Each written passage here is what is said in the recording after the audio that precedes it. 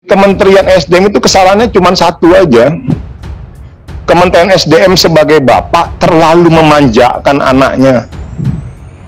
Siapa anaknya? PLN. Seharusnya hari ini analogi yang paling tepat adalah kita tempeleng dia. Harus dijewer. Nggak fair.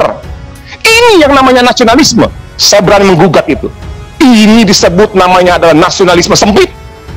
Narasi kurang lebih 10 tahun yang lalu kita masih terjebak. Kita menganggap bahwa memonopoli melalui BUMN itu baik buat negara kita. Fakta hari ini, sejarah membuktikan fakta hari ini bahwa BUMN melakukan praktek monopoli korporasinya justru tidak membawa bangsa ini menjadi lebih baik.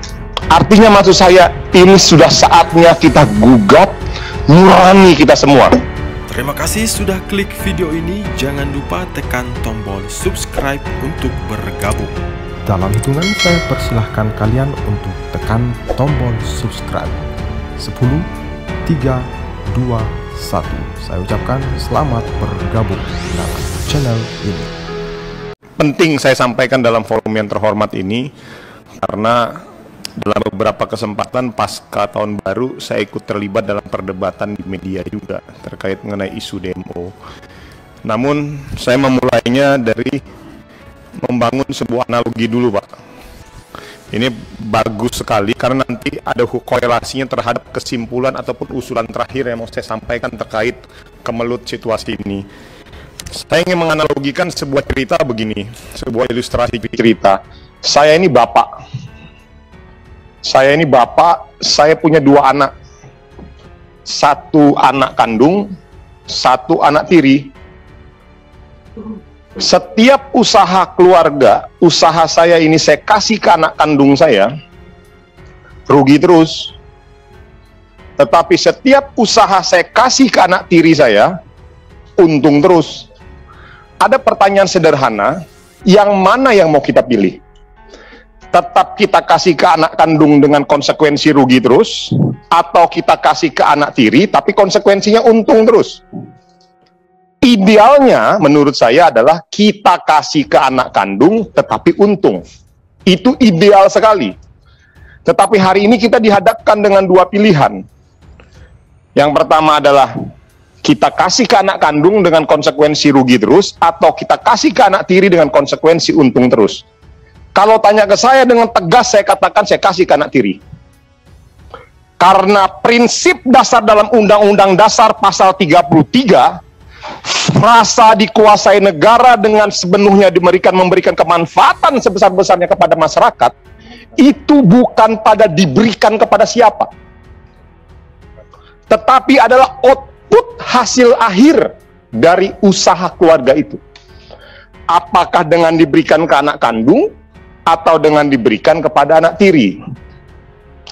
Yang jadi perdebatan itu bukan diberikan kepada anak kandung ataupun ke anak tiri. Yang menjadi perdebatan adalah mana yang lebih bisa memberikan kemanfaatan sebesar-besarnya buat bangsa dan negara.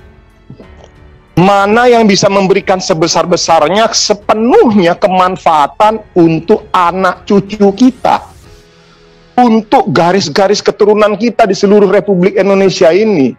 Artinya apa? Apabila ada orang yang mengatakan bahwa dalam setiap usaha negara ataupun bangsa ini, kalau harus diberikan kepada BUMN kita dan itu dipastikan dengan dasar nasionalisme, saya katakan itu sesat.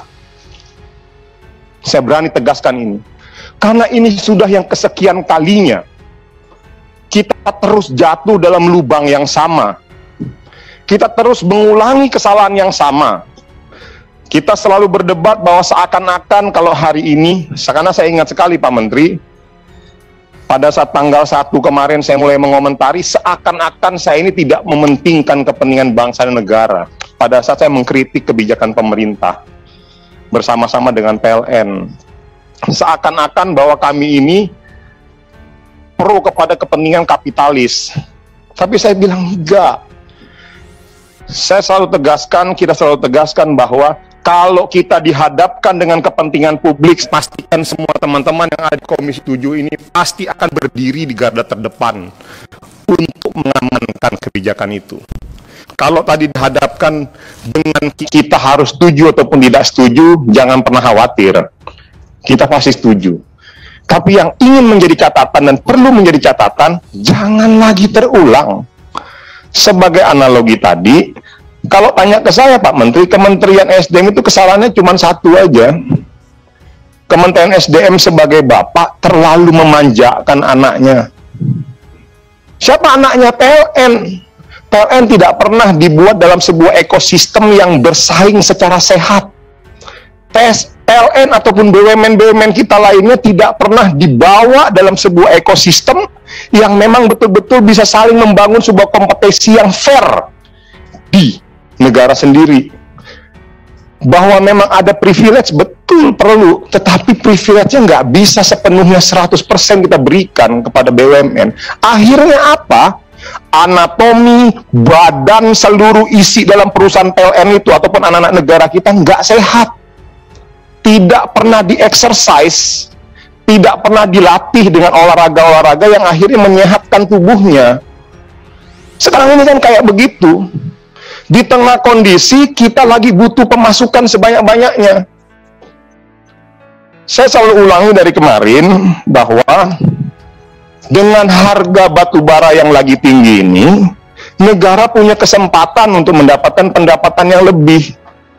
Tetapi karena ulah dari anak kandung kita yang memang tidak pernah belajar dari permasalahan yang kemarin-kemarin, sudah dikasih tahu, hei, wahai anakku yang sangat aku sayangi, jangan kau lewat jalan itu, nak. Kalau kau lewat jalan itu, banyak beleng, kaki kau berdarah. Masih aja ngeyel. Oh, tenang, Pak. Iya, Pak. Lewat lagi, berdarah lagi. Lalu kita sebagai bapak, untuk yang kesekian kalinya, kita pelus dia lagi. Tapi seharusnya hari ini, analogi yang paling tepat adalah kita tempeleng dia.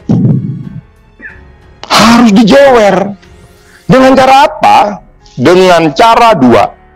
Tadi sudah disampaikan oleh bapak-bapak semua, sudah dilakukan evaluasi. Macam-macam lah, Pak. Evaluasi supply chain-nya, monggo, kita setuju. Bahkan jauh lebih jauh, dan saya setuju, beberapa teman-teman juga mewacanakan untuk segera lakukan pembubaran PLN batubara.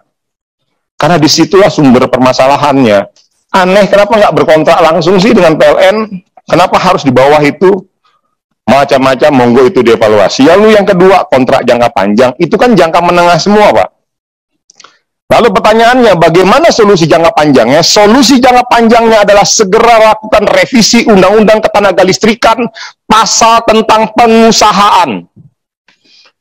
Di mana pasal tentang pengusahaan itu, itulah menjadi titik permasalahan sumber tenaga listrikan di Indonesia kita. Di mana di situ PLN diberikan hak khusus yang bisa memonopoli kelistrikan kita di Indonesia ini. Akhirnya apa? Kita tidak diberikan kesempatan untuk punya pilihan. Bayangkan konsekuensi dari pasal tentang pengusahaan di Undang-Undang Ketenagalistrikan itu, semua menjadi babeliut. Industri mengikuti PLN. Kita mau bangun industri di Kalimantan, di daerah pedalaman. Kita mau bangun industri di Sulawesi. Kita mau bangun industri di Papua. Semuanya nggak bisa, sulit. Karena kita nggak punya infrastruktur.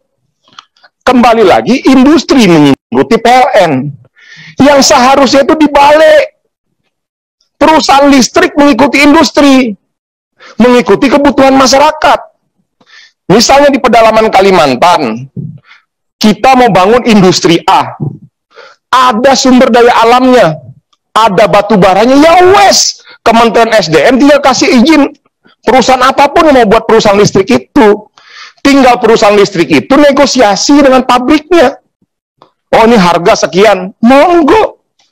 Di daerah pedalaman saya, Kalimantan Barat sana, ada 2.000 ataupun 3.000 penduduk desa yang daerahnya scatter.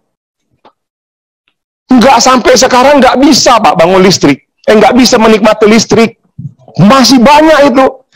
Tapi kita punya beberapa potensi-potensi kekayaan sumber daya alam alternatif yang lainnya. Pembangkit listrik tenaga matahari, pembangkit listrik PLTMH, Tapi karena hari ini undang-undang ketenaga listriknya mewajibkan untuk bekerja sama dengan PLN, harga menjadi tidak ekonomis. Akhirnya pengusaha-pengusaha lokal yang dia sudah punya bisa ada market 3.000 orang, karena harga itu menjadi tinggi, harus bekerja sama dengan PLN, nggak bisa, nggak visible, nggak fair. Ini yang namanya nasionalisme. Saya berani menggugat itu. Ini disebut namanya adalah nasionalisme sempit. Lalu ada yang bilang sama saya, Pak Maman, kita kemarin sudah mengusulkan, tapi digugat di judicial review MK. Narasi kurang lebih 10 tahun yang lalu, kita masih terjebak. Kita menganggap bahwa memonopoli melalui BUMN itu baik buat negara kita. Fakta hari ini, sejarah membuktikan fakta hari ini bahwa BUMN melakukan praktek monopoli korporasinya justru tidak membawa bangsa ini menjadi lebih baik.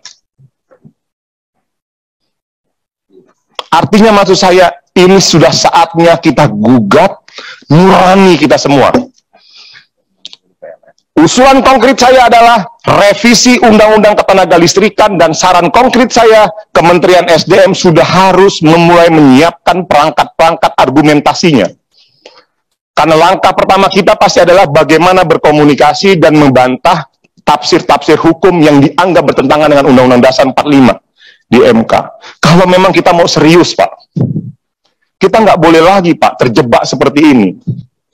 Tadi sudah disampaikan banyak sekali narasi permasalahan-permasalahan yang lainnya. Saya pikir, iya, kita semua setuju praktek illegal mining lah, segala macamnya. Tapi saya lebih fokus kepada inti sumber permasalahan tata listrikan di Indonesia ini. Kemarin kami bersama-sama dengan ketua ke Swiss, Pak. Penduduknya cuma 8 juta, Pak. Operator listriknya hampir kurang lebih 50-an. 40 apa 50-an?